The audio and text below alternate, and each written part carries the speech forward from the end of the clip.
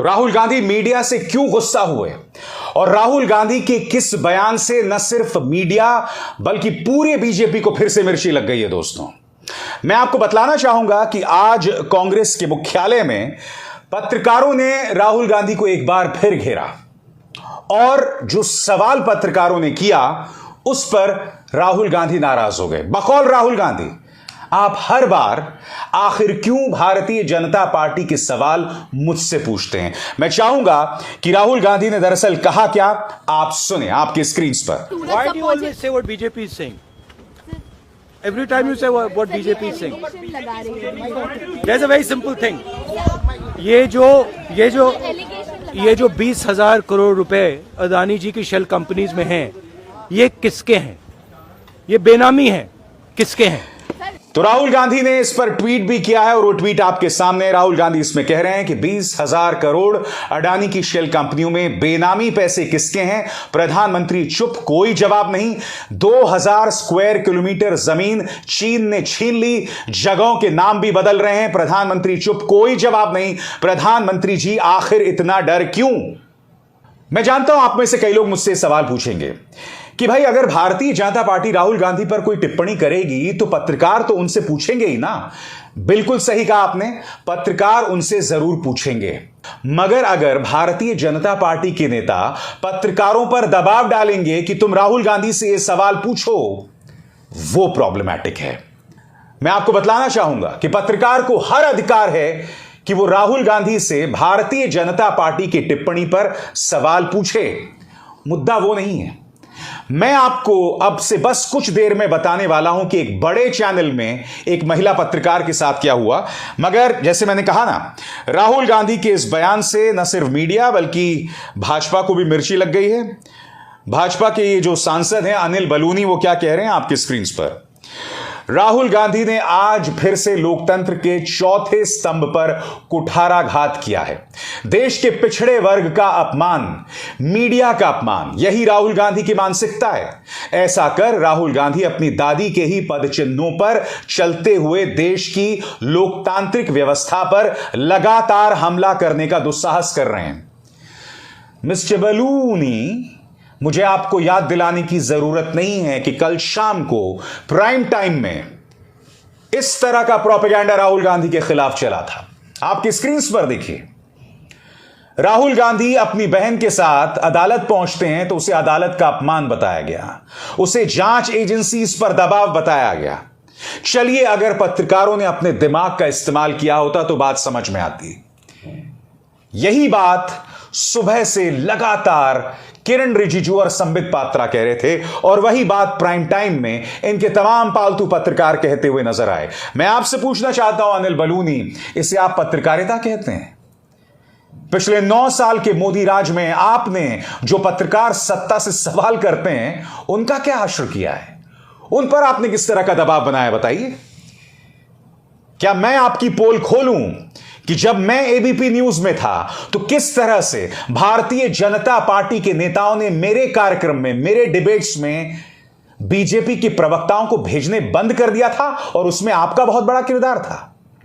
बताइए, सिर्फ इसलिए कि आप मेरे सवालों का सामना नहीं कर सकते थे।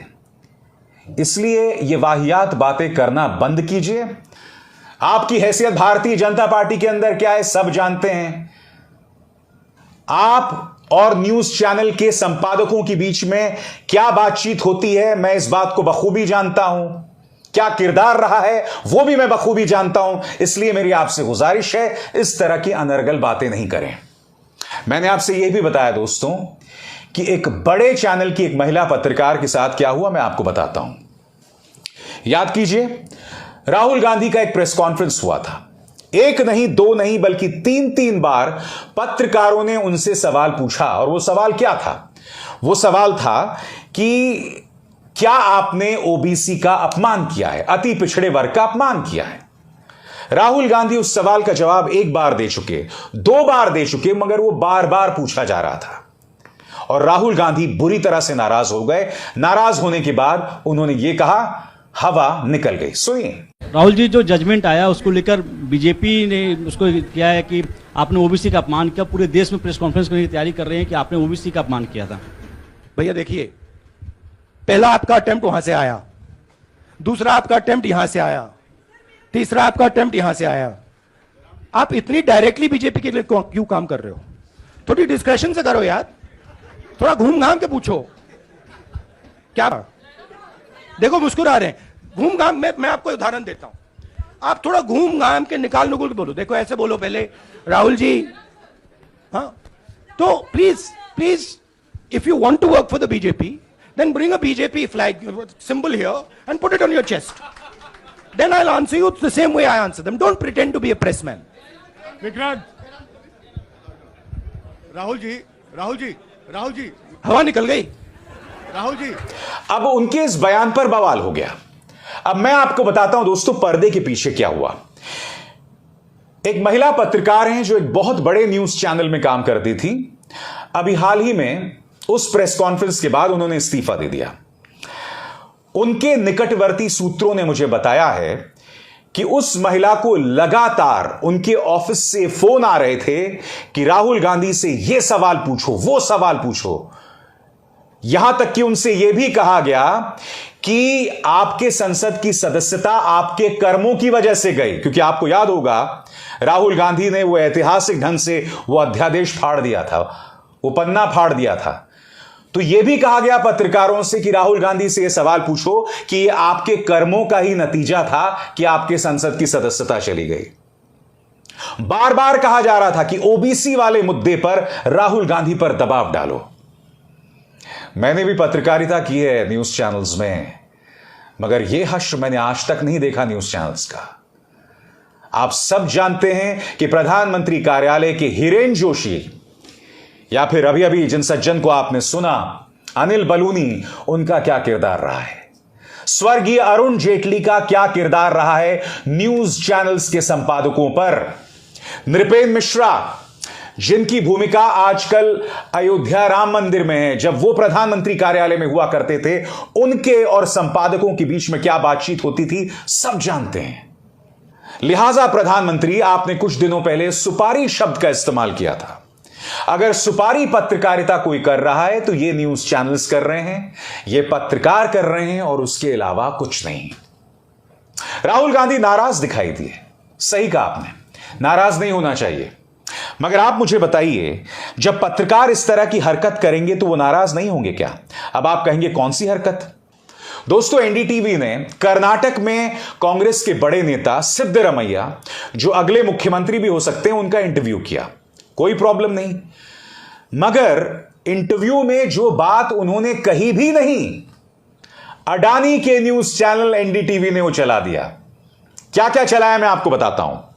सबसे पहले आप देख रहे हैं, Siddaramaiah unwilling to give up CM aspirations. Hindi में इसका अनुवाद किया जाए तो मुख्यमंत्री पद को लेकर जो उनकी महत्वाकांक्षाएं हैं, उन्हें वो त्यागने को तैयार नहीं हैं। यहां पर सिद्धरमैया को एक लालची नेता के तौर पर पेश किया गया है कि मैं मुख्यमंत्री पद नहीं छोड़ूंगा, नंबर एक। नंबर दो, सिद्धरमैया को एनडीटीवी ने यह भी कहते हुए दिखाया है, आप अपने स्क्रीन पर देख रहे हैं, कि डीके शिव कुमार को हाईकमांड मुख्यमंत्री नहीं बनाएगा। ये दोनों बातें जो अभी अभी मैंने आपको सुनाई है, सिद्धरमैया ने नहीं कही। पूरा इंटरव्यू है दोस्तों, उसमें यह बात उन्होंने कही नहीं की, मगर अडानी के न्यूज चैनल एनडीटीवी ने यह गलत जानकारी अपने दर्शकों के सामने रखी। अब आपको बात समझ आई कि मेरे दोस्त रवीश कुमार ने एनडीटीवी क्यों छोड़ दी। आखिर वो क्यों कह रहे थे कि एक बार अडानी का स्वामित्व कायम हो जाता है, उनकी संप्रभुता कायम हो जाती है एनडीटीवी पर, तो एनडीटीवी की हालत भी न्यूज 18 और रिपब्लिक जैसी हो जाएगी। अडानी के एनडीटीवी से मेरा एक सीधा सा सवाल कि आपने सिद्धरमैया के इंटरव्यू को लेकर, कांग्रेस के सिद्धरमैया के इंटरव्यू को लेकर गलत जानकारी क्यों पेश की? और फिर आप कहते हैं कि राहुल गांधी को गुस्सा क्यों आता है।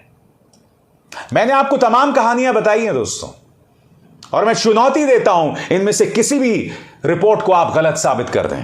बहरहाल इस मुद्दे पर सिद्धरमैया और कांग्रेस नेता रणदीप सुरजेवाला ने कड़ी प्रतिक्रिया दी है और अडानी के न्यूज चैनल एनडीटीवी पर हमला बोला है। रणदीप सुरजेवाला आपकी स्क्रीन पर।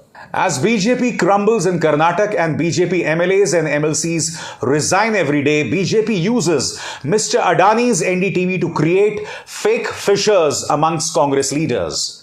हिंदी में इसका अनुवाद यह है कि जैसे जैसे भारतीय जनता पार्टी कर्नाटक के अंदर बिखर रही है और उसके सांसद और MLC उससे इस्तीफा दे रहे हैं, भारतीय जनता पार्टी अडानी के एनडीटीवी का इस्तेमाल कर रही है फर्जी खबरें फैलाने के लिए। आगे, time to stop the hatchet job and take care of BJP's sinking ship. The 40% सरकारा has to pay for its sins, even TV can't save it.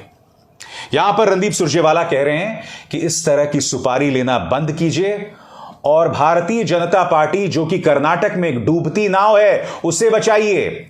आगे रणदीप सुरजेवाला यह भी कहते हैं कि यह 40% सरकार है जो हर डील में 40% कमीशन लेती है। मैं आपको बता दूं, इस मुद्दे पर सिद्धरमैया ने भी टिप्पणी की है।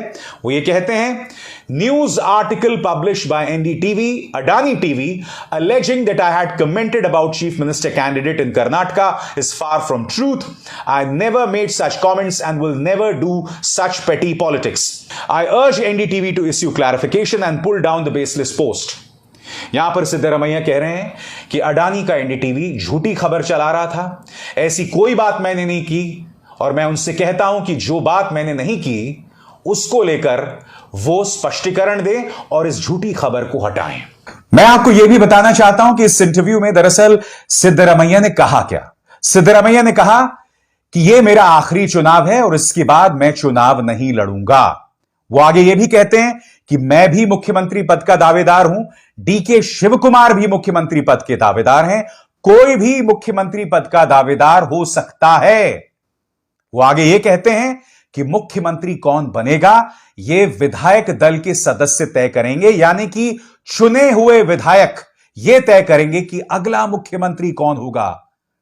अब इस बात में कुछ भी विवादास्पद नहीं है, मगर एनडीटीवी ने इसे गलत ढंग से पेश किया। अब आप मुझे बताइए दोस्तों, राहुल गांधी को गोदी मीडिया से गुस्सा नहीं आएगा तो फिर क्या आएगा?